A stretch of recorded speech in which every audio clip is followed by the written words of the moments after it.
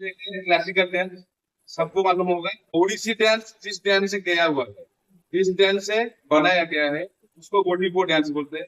ये जगन्नाथ मंदिर में पहले देवदासी प्रथा था। जगन्नाथ मंदिर में देवदासी प्रथा जो होता है, वो जगन्नाथ जी को एक समर्पित नृत्य होता है, उसको सिखाया नहीं जाता है, गाना कैसा होता है कुछ भी नहीं सिखाया जाता है। वो जगन्नाथ जी जब विश्राम करने के लिए जाते हैं, मंदिर का दरवाजा बंद होता है, उसके अंदर वो सेवा होता है। वो नाचता है, गाना गाता है, क्या करता है उसको किसी लोगों की पता नहीं।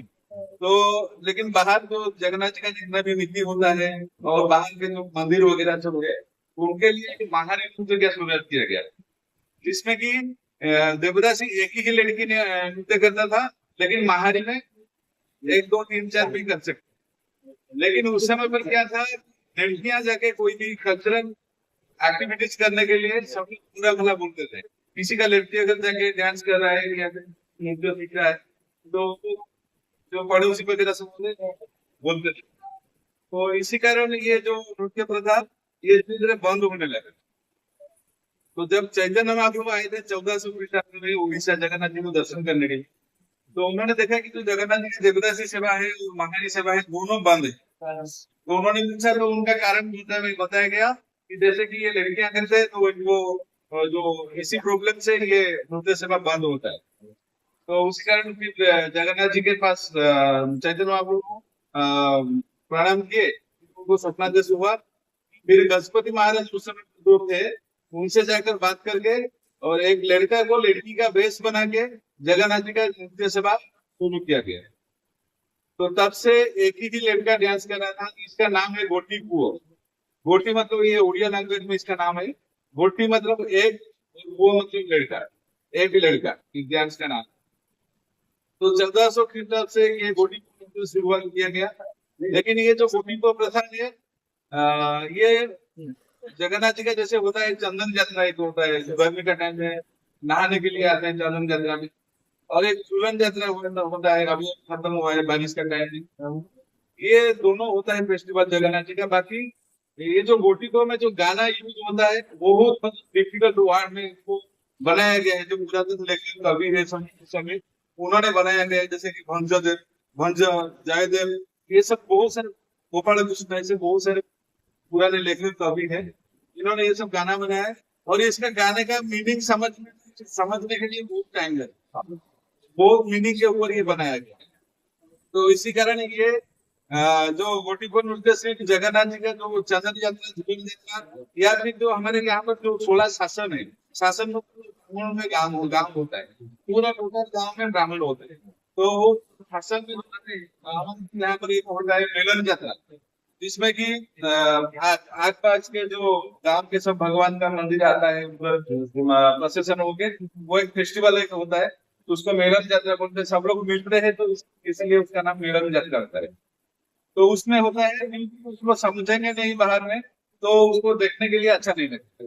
तो इसी कारण ये जो गोटी को परंपरा है, ये 5 घंटा 6 घंटा तक मंदिर में चलता था।